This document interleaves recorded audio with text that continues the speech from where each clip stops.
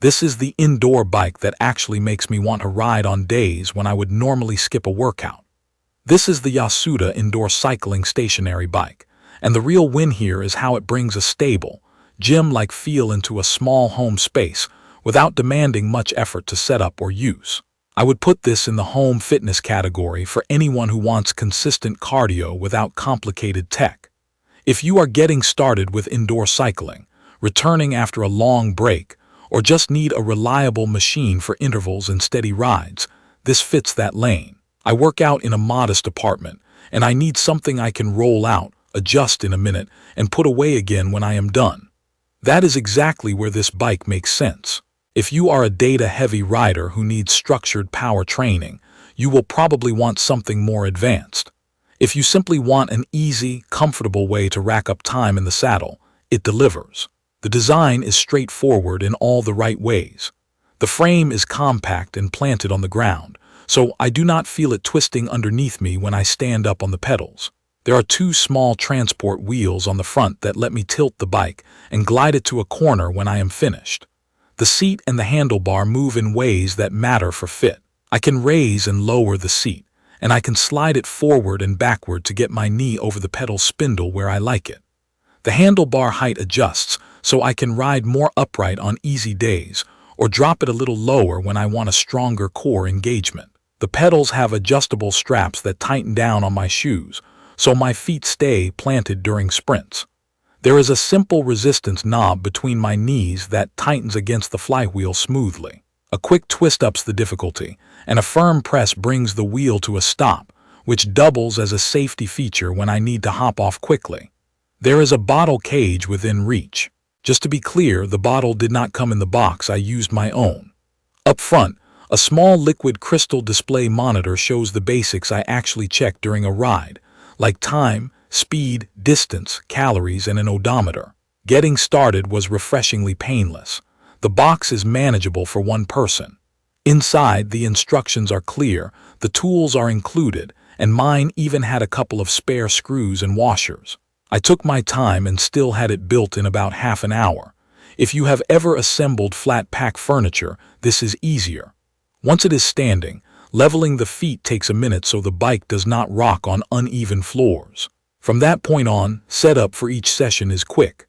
I walk up, turn the height knobs, slide the seat and handlebar to my marks, click my shoes into the straps and start pedaling. There is no app to launch, no pairing dance, no updates to wait on. I appreciate that kind of simplicity at 6 in the morning. The ride feel is smooth and predictable. The resistance range starts light enough for warm-ups and spin down, and it builds to a firm grind that lets me simulate a heavy climb. It is not an endless range, but it is more than enough for seated endurance work and out-of-the-saddle efforts. The motion stays quiet. I can ride while the rest of the home is asleep and not worry about waking anyone. The frame does not squeak, and the flywheel hum is a low, steady sound that fades into background noise. When I stand and sway, the base holds steady without any unsettling flex. That stability is what makes short sprints feel controlled rather than wobbly. Over the past few weeks, I have used it for a mix of rides. On easy days, I aim for a steady cadence and light to moderate resistance, letting the liquid crystal display track my time while I watch a show on my phone. I mount my phone on the handlebar and zone out. On hard days, I do simple ladder intervals.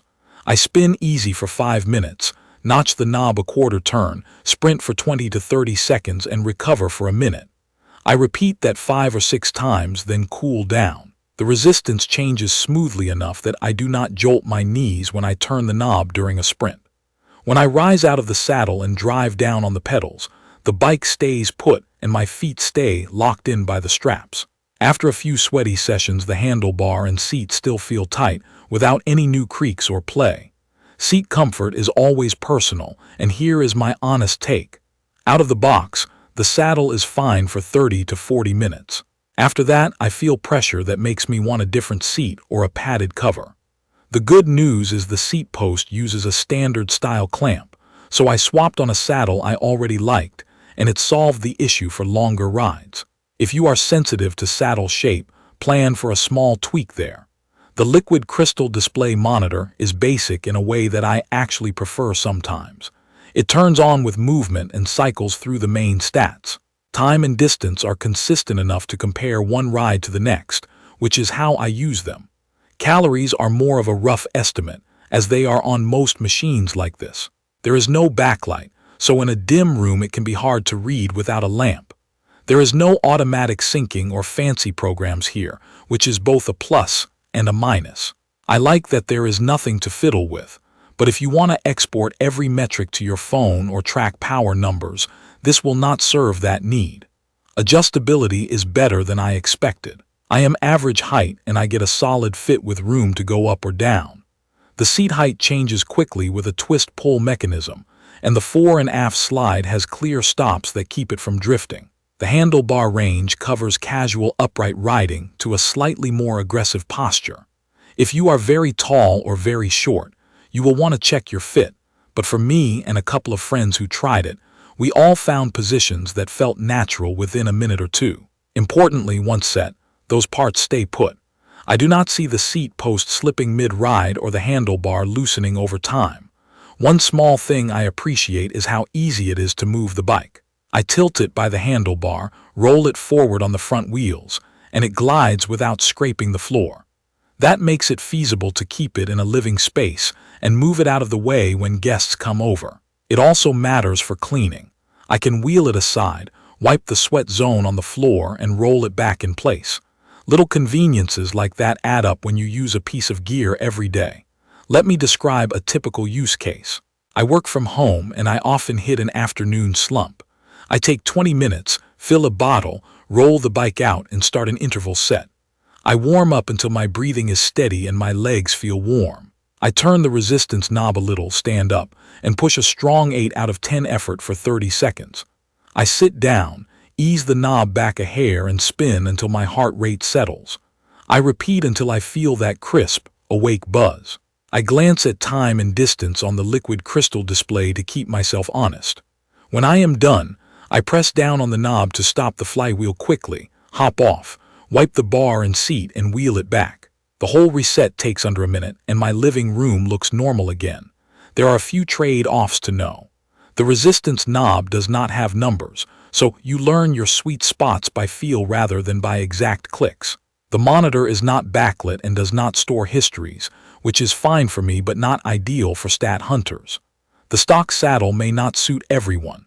Those are real limitations, but none of them get in the way of consistent training. What matters most is that every time I want to work out, the bike is ready, it is smooth, it is quiet, and I can tailor the position and resistance in seconds. A couple of smart touches round out the experience. The emergency stop built into the resistance knob is confidence-inspiring when I need to jump off in a hurry. The pedal straps are easy to adjust on the fly, so when a friend with different shoe size borrowed the bike, it took us a few seconds to get it right. The bottle holder sits where I can reach it without breaking cadence, which is more important than it sounds when you are trying to maintain a rhythm. The frame supports riders up to about 270 pounds, which gives me confidence in the build. The included spare hardware in the box is a thoughtful addition, because it means I am not stuck if a screw rolls under the couch during assembly. After living with the YOSUDA indoor cycling stationary bike, here is where I land. If you want a sturdy, easy to assemble, low-fuss indoor bike that feels solid under you and does not require subscriptions or complicated setup, this is an excellent choice. It is best for people like me who value reliability, a quiet ride, and quick adjustments over advanced metrics. If you need automatic resistance changes, deep training data, or a built-in program that coaches you through classes, this is not that product. If your goal is to build a simple, repeatable routine at home, get your heart rate up, and close the day feeling stronger, this bike makes that straightforward and dependable. You can find detailed information about the YOSUDA indoor cycling stationary bike in the comments section. See you in the next video.